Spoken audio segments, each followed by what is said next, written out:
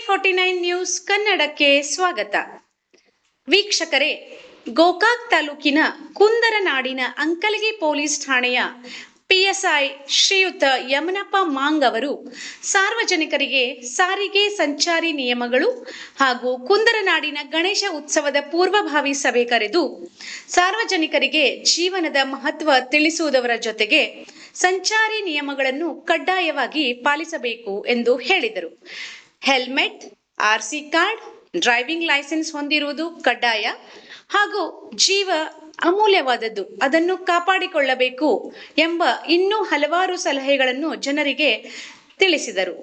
ಅಲ್ಲದೆ ಗಣೇಶ ಉತ್ಸವದಲ್ಲಿ ಯಾವುದೇ ರೀತಿಯ ಘಟನೆಗಳು ಸಂಭವಿಸಿದಂತೆ ಎಲ್ಲರೂ ಜಾಗರೂಕತೆಯಿಂದ ಉತ್ಸವವನ್ನು ಆಚರಿಸಬೇಕು ಎಂದು ಹೇಳಿದರು. ಅಲ್ಲದೆ ಅಂಕಲಗಿ ರಸ್ತೆಯ ಮೇಲೆ ಶುಕ್ರವಾರ ನಡೆಯುವ ಸಂತೆ ಸಾರ್ವಜನಿಕರಿಗೆ ಹಾಗೂ ವಾಹನಗಳಿಗೆ ಸಂಚರಿಸಲು ಅಡಚಣೆಯಾಗುತ್ತಿದ್ದುದು, ಅದಕ್ಕೂ ಕೂಡ ಸಂಬಂಧಪಟ್ಟ ಅಧಿಕಾರಿಗಳಿಂದ ಪರಿಹಾರ ನೀಡುವುದಾಗಿ ಭರವಸೆಯನ್ನು ಕೂಡ ನೀಡಿದರು.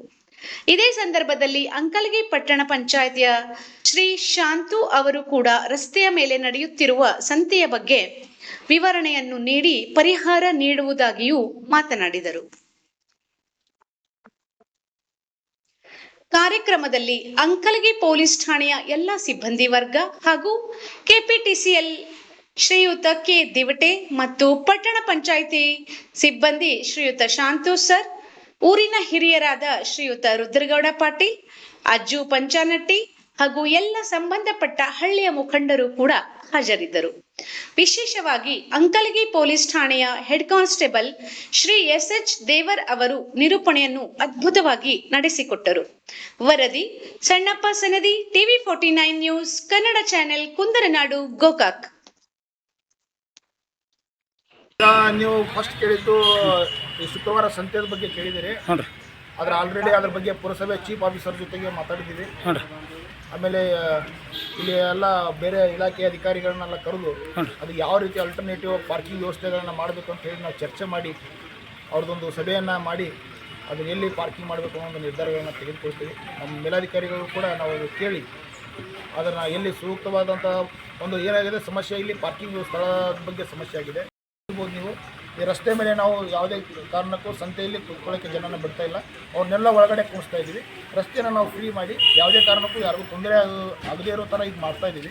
ಅದನ್ನೇ ನಾವು ಕಂಟಿನ್ಯೂ ಮಾಡ್ತೀವಿ. ಇನ್ನೂ ಹೆಚ್ಚಿನದಾಗಿ ಅದು ವ್ಯವಸ್ಥೆ ಮಾಡೋಕ್ಕೆ ನಾವು ಚೀಫ್ ಆಫೀಸರ್ ಸರ್ ಜೊತೆ ಮಾತಾಡಿದ್ದೀನಿ ಮತ್ತು ಬೇರೆ ಇಲಾಖೆ ಸರ್ ಜೊತೆ ಚರ್ಚೆ ಮಾಡಿ ಅದನ್ನು ಏನು ಸಮಸ್ಯೆ ಇದೆ ಇತ್ಯರ್ಥ ಮಾಡೋಕ್ಕೆ ಪ್ರಯತ್ನ ಹೊಂದಕ್ಕಂಥ ರೈತರಾಗಲಿ ವ್ಯಾಪಾರಸ್ಥರಾಗಲಿ ಅವ್ರು ನೀವು ಪಟ್ಟಣ ಪಂಚಾಯತಿ ಅಂತ ಅವ್ರದ್ದು ಬಿಲ್ ವಸೂಲಿ ಮಾಡ್ತೀರಿ.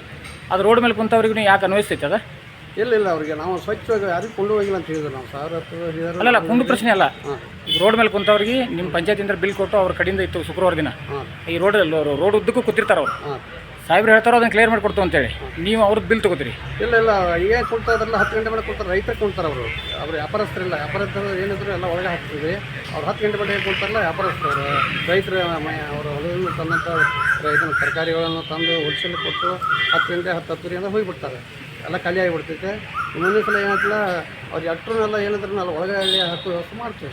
ಸಾಹೇಬ್ರು ಹತ್ತು ನಾವು ಹತ್ತು ಅವ್ರು ಸಿಬ್ಬಂದಿ ಕೊಟ್ಟಿರ್ತಾರೆ 2-3 ಮಂದಿ. ಅವರು ನಾವು ಕೂಡಿ ಬೆಳಗಿನ 5:00ರಿಂದ ನಿಂತು 11 ಗಂಟೆ ನಿಂತು ಮನೆ ಪೈಕಿ ಎಲ್ಲ ಒಳಗೆ ರೋಡ್ ಮ್ಯಾಗಿದ್ದಂಥ ಜನರನ್ನೆಲ್ಲ ಒಳಗೆ ಹಾಕಿ ವ್ಯವಸ್ಥೆ ಕಾಯಂ ಮಾಡ್ತಾಯಿದ್ವಿ, ಇನ್ನೂ ಮಾಡ್ತಾಯಿದ್ವಿ. ಮಾನ್ಯ PSI ಸಾಹೇಬರು ಅಂಕಲಗಿ ಸಂತೆ ಬಗ್ಗೆ ರೋಡ್ ಬ್ಲಾಕ್ ಆಗೋದನ್ನು ಅದನ್ನು ಕ್ಲಿಯರ್ ಮಾಡಿಕೊಡ್ತೇವೆ ಅಂತೇಳಿ ಅವ್ರ ಕಡೆಯಿಂದ ಸೂಚನೆ ಕೊಟ್ಟರು. ನೀವು ಪಟ್ಟಣ ಪಂಚಾಯತಿಯವರಾಗಿ ಸಂತೆ ಮೂಲ ಈಗ ಬರ್ತಕ್ಕಂಥ ಅಂದರೆ ಇವಾಗ ರೋಡಿಗೆ ಬರ್ತಕ್ಕಂಥ ಸಂತೆನೇನು ಮೊದಲು ಮೂಲ ಇರೋ ಜಾಗಕ್ಕೆ ಒಯ್ಯೋರು ಅಥವಾ ಅದಕ್ಕೆ ಬೇರೆ ಸ್ಥಳಾಂತರ ಮಾಡೋರು? ಏನಿಲ್ಲ ಸರ್, ನಾವು ಪದೇ ನಾವು ಸುಮಾರು ವರ್ಷದಿಂದ ನಮ್ಮ ಸಂಜೆ ಇದನ್ನು ಟೆಂಡರ್ ಆಗಿತ್ತು. ಟೆಂಡರಿಗೆ ಮಾರ್ಚ್ದ ಮುಗ್ತಾ ಇದೆ.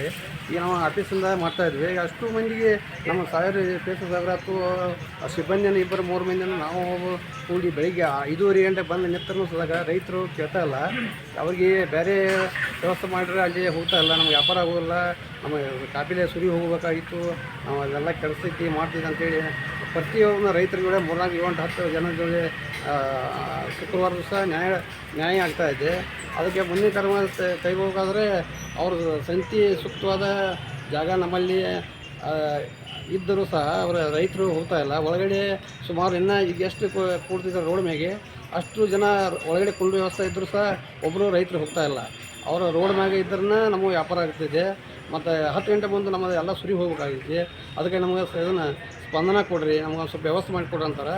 ಅದನ್ನ ಬಿಟ್ಟು ಬೇರೆ ಕಡೆ ಸ್ಥಳಾಂತರ ಮಾಡೋಕ್ಕೆ ನಮಗೆ ಅವಕಾಶ ಇದೆ.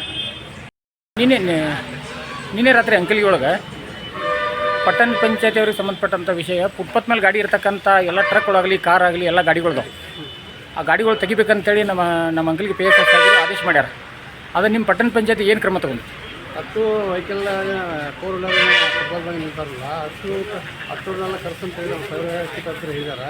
ಇವತ್ತು ಅವರ ಮೀಟಿಂಗ್ ಇದ್ದ ಕಾರಣ ಬರೋಕ್ಕಾಗಿಲ್ಲ. ಕಲಿಸಿ ಅವ್ರನ್ನೆಲ್ಲ ಹತ್ರನೆಲ್ಲ ಫುಟ್ಬಾಲ್ ಮೇಲೆ ನಿಲ್ಲು, ಬೇರೆ ಕಡೆ ಸ್ಥಳಾಂತರ ಅವ್ರ ಗಾಡಿಗಳು ನಿಲ್ಲು ವ್ಯವಸ್ಥೆ ಮಾಡ್ಕೋಬೇಕು ಅಂತ ಹೇಳಿದ್ರಿ. ಸಾಹೇಬರು ಅಲ್ಲ, ಬೇರೆ ಕಡೆ ಅಂದರೆ ಪಾರ್ಕಿಂಗ್ ಎಲ್ಲಿ ಮಾಡಾರ ವ್ಯವಸ್ಥೆ ಅಂಕಲ್ಗಳು? ಪಾರ್ಕಿಂಗ್ ತಮ್ಮ ಅವರ ಮೂಲ ಉದ್ದೇಶ ಅವರ ಸ್ವಂತ ವೆಹಿಕಲ್ ಖರೀದಿ ಮಾಡ್ಬೇಕಾದ್ರೆ ಅವ್ರದ್ದು ಪಾರ್ಕಿಂಗ್ ವ್ಯವಸ್ಥೆ ಇದ್ದಿರಬೇಕು. ಇದ್ದರೆ ಅಷ್ಟೇ ಸಿಟಿ ಒಳಗಾತು ಬೆಂಗಳೂರು ಸಿಟಿ ಬೆಳಗಾವಿ ಇವತ್ತು ಪಾರ್ಕಿಂಗ್ ಏನು ವ್ಯವಸ್ಥೆ ಐತಿ, ಗಾಡಿ ತೊಗೋಬಾರ ಅದೆಲ್ಲ ರೂಲ್ ರೆಗ್ಯುಲೇಷನ್ ಅದಾವೆ. ನಮ್ಮಲ್ಲಿ ಹಳ್ಳಿ ಇದರಲ್ಲಿ ಈಗ ಪಟ್ಟಣ ಪಂಚಾಯತಿ ಈಗ ಸುಧಾರಣೆ ಆಗ್ತಾ ಇದೆ. ಒಂದೆಲ್ಲ ಸುಧಾರಣೆ ಹೋಗ್ತಾ ಇದೆ.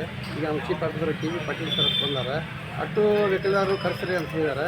ಫುಟ್ಪಾತ್ದಲ್ಲಿ ನಿಲ್ಲು ಸ್ಥಳ ನೀವು ಬೇರೆ ಕಡೆ ಮಾಡ್ಕೋಬೇಕಂತ ಹೇಳಿ ವಾರ ಮಾಡಿ ಇನ್ನೇನು ವ್ಯವಸ್ಥೆ ಸರಿ ಮಾಡ್ತೀವಿ.